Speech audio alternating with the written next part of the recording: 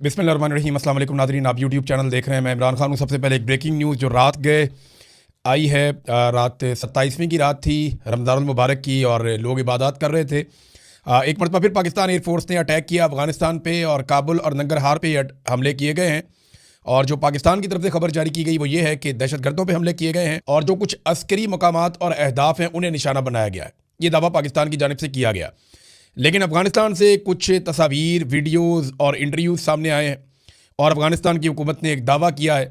ख़ास तौर पे अफ़गानिस्तान की वजारत इत्तलात और वजारत सेहत, उन्होंने बताया कि ये हमला एक अस्पताल पर हुआ काबुल में, और ये अस्पताल था जो लोग मनशियात के आदी होते हैं उनके इलाज के लिए उन्हें जमा करवा देते हैं अस्पतालों में, वहाँ उनका ट्रीटमेंट होता है, वहाँ उन्हें रखा जाता है। तो ये उस नौइयत का अस्पताल था और काफ़ी बड़ा अस्पताल था। यहाँ पे 1000 से ज़ायद लोग मुबैना तौर पे बताया जा रहा है कि मौजूद थे।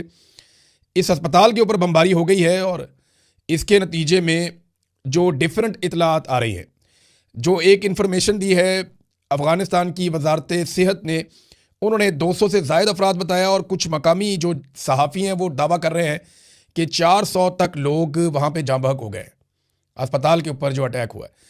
अब पाकिस्तान की जो सरकार है या पाकिस्तान के जो अस्करी ज़राए हैं उनके दावे हैं कि जी ऐसा कुछ नहीं हुआ, हमने तो सिर्फ अस्करी अहदाफ को निशाना बनाया जहाँ से पाकिस्तान में दहशतगर्दी हो सकती है।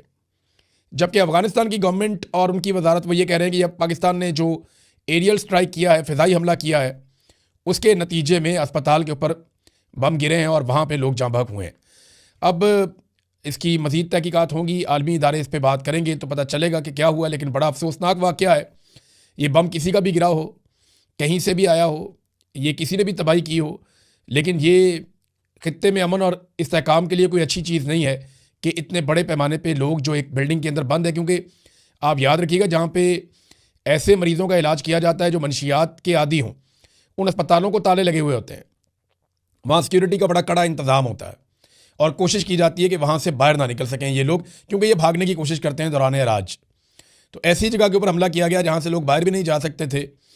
तो ये बड़ा खौफनाक है। अब पाकिस्तान की गवर्नमेंट तो तरदीद कर रही है, ज़राए से अभी तक तरदीद आ रही है, और जब इसकी कंफर्मेशन आएगी चीज़ों की तो नेक्स्ट वीलॉग में हम आपको बाकी कुछ बताने के काबिल हो जाएंगे। डोनाल्ड ट्रंप ने एक बड़ी लंबी प्रेस कॉन्फ्रेंस कर दी है। देखिए, अमेरिका जब जंग जीत रहा होता है ना तो फिर वो इंजॉय कर रहे होते हैं, फिर सिर्फ जेस्चर्स दे रहे होते हैं, फिर सारे लोग कुछ और बोल रहे होते हैं। लेकिन जब अमेरिका जंग नहीं जीत रहा तो हालात बहुत ख़राब हैं। डोनाल्ड ट्रंप अमेरिका के अंदर इंटरनल पॉलिटिक्स में बहुत बुरी तरह फंस गए हैं। डोनाल्ड ट्रंप की हमायत ख़त्म होती जा रही है, हत्ता कि इसराइल की जो हमायत है अमेरिका में वो भी कम हो रही है।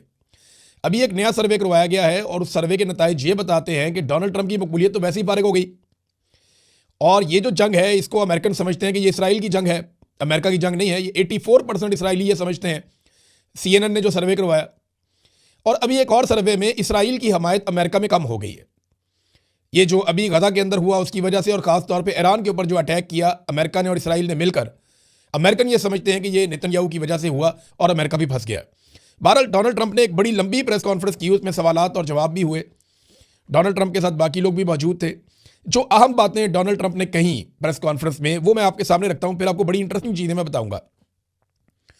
एक तो ये बात आप ज़हन में रख लें कि डोनाल्ड ट्रंप का जो एक ये ऑपरेशन था ना, जिसका उसने नाम रखा ऑपरेशन एपिक फ्यूरी, ये अब एक एपिक फेलियर बनता जा रहा है। और ये मैं नहीं कह रहा, ये बहुत सारे लोग कह रहे हैं। डोनाल्ड ट्रंप ने जो कुछ बातें की कि जंग इसी हफ्ते ख़त्म हो सकती है या जल्द ख़त्म हो सकती है, ये भी कहा। फिर ये भी कहा कि ईरानी फ़ौजी ताकत को हमने मुकम्मल तौर पर तबाह कर दिया है। फिर सेम टाइम में डोनाल्ड ट्रंप ने यह भी कहा कि ईरान हज़ारों मिसाइल आसपास के ममालिक पर दाग रहा है जो इस जंग में शामिल होने की तवक्को नहीं रखते। यानी डोनाल्ड ट्रंप का ना CNN ने एक क्लिप जारी किया जिसमें एक ही प्रेस कॉन्फ्रेंस में डोनाल्ड ट्रंप चंद मिनट पहले कोई और बात कर रहा है, चंद मिनट बाद कोई और बात कर रहा है। इसी प्रेस कॉन्फ्रेंस में डोनाल्ड ट्रंप कहता है हमें किसी की मदद की ज़रूरत नहीं है, और इसी में कहता है हमारी मदद करने के लिए कोई क्यों नहीं आ रहा, हमें मदद चाहिए। इसी में डोनाल्ड ट्रंप कहता है कि ईरान को मुकम्मल तबाह कर दिया, हम जंग जीत गए हैं। इसी में डोनाल्ड ट्रंप कहता है कि जनाब आप नए हुर्मस को खुलवाने के लिए सबको आगे आना पड़ेगा, अमेरिका को मदद चाहिए। और इसी में डोनाल्ड ट्रंप कहता है कि अब ईरान के पास बहुत थोड़े से मिसाइल, चंद ड्रोन रह गए हैं। इसी में कह रहा है कि वो बहुत बड़े पैमाने पर हमले कर रहा है। तो डोनाल्ड ट्रंप ने अलग अलग किस्म की बातें एक ही प्रेस कॉन्फ्रेंस में कर दी। CNN ने वो क्लिप काट के लगा दिए। CNN डोनाल्ड ट्रंप से बदले ले रहा है जो कुछ डोनाल्ड ट्रंप ने CNN के साथ किया माजी में। बहरहाल डोनाल्ड ट्रंप ने कहा कि ईरानी फौजी कुव्वत को हमने तबाह कर दिया है, इस जंग के बाद दुनिया ज़्यादा महफूज हो जाएगी। ईरान के पास सिर्फ 8% मिसाइल और चंद ड्रोन बाकी रह गए। वे कौन गिन गिन के बता रहा है कि 8% है मिसाइल? ईरान तो कह रहा है कि उनके पास बहुत सारे हैं। फिर इन्होंने कहा जी कुछ ममालिक ने हमें मायूस किया है और उन्होंने जंग में ताउन नहीं किया। नेटो के हवाले से डोनाल्ड ट्रंप ने कहा कि हमने नेटो पर अरबों डॉलर खर्च किए हैं मगर वो हमारे दिफा के लिए मौजूद नहीं है और आबनाए हुर्मत पे हमें मदद नहीं दी गई। अमेरिका का सिर्फ 1% तेल आता है आबनाए हुर्मत से, जबकि चीन 90%, जापान 95%, कोरिया अपना 35% तेल आबनाए हुर्मस के रास्ते से हासिल करता है। ये तमाम ममालिक अपने बहरी बेड़े भेजें और इनकी ये जिम्मेदारी बनती है। अब डोनाल्ड ट्रंप इन तमाम ममालिक को कह रहे हैं कि आओ और आकर मदद करो और आबनाए हुर्मत को खुलवाओ, हमसे नहीं खुल रहा। तो ये तमाम ममालिक जानते हैं कि उसको खुलवाने का सबसे आसान तरीका यह है कि जंगबंदी हो जाए, इसराइल और अमेरिका यहाँ से पीछे हट जाएं, तो ईरान ऑटोमेटिकली इसको खोल देगा, क्योंकि ईरान की लड़ाई अरबों के साथ तो है ही नहीं। ईरान ने तो आबनाए हुर्मस को बंद किया सिर्फ और सिर्फ डोनाल्ड ट्रंप को तकलीफ देने के लिए या दुनिया को यह बावर करवाने के लिए यहाँ जंग लगी हुई है, तुम्हें फर्क पड़ना चाहिए। क्योंकि अगर आबनाए हुर्मस बंद नहीं होता तो अमेरिका और इसराइल चाहे 5 साल मारते रहे ईरान को, दुनिया को परवाही नहीं है, सबका तेल जा रहा है। लेकिन अगर वो बंद हो जाता है, वहाँ पे जहाज खतरे में आ जाते हैं, तो फिर दुनिया को फिक्र करने की ज़रूरत है। तो एक्चुअली ईरान ने दुनिया को झंझोड़ा है इसके ज़रिए से, और उसके साथ जो भी बात करता है ईरान के साथ, जितने भी लोगों की बात हुई है, वो यही कहते हैं हर एक को कि जनाब आप जिन्होंने हम पे हमला किया हुआ है उनको रोकें, हम तो मजबूर हैं। वो कहते हैं जी हमारी मईशत मुतासिर हो रही है, तो ईरानी कहते हैं हमारी 40 साल से मईशत मुतासिर हो रही है, 40 साल से ज़ायद हो गए हम पे पाबंदियाँ लगी हुई हैं, हम कहाँ जाएँ, हमारे बारे में कौन सोचेगा। तो वो ईरान के पास जवाब है हर चीज़ का। फिर डोनाल्ड ट्रंप ने बरतानिया सबसे अहम इत्तेहादी हुआ करता था अमेरिका का। डोनाल्ड ट्रंप ने बरतानिया से कहा कि हमें बरतानिया की ज़रूरत नहीं है, हम पहले ही जंग जीत चुके हैं।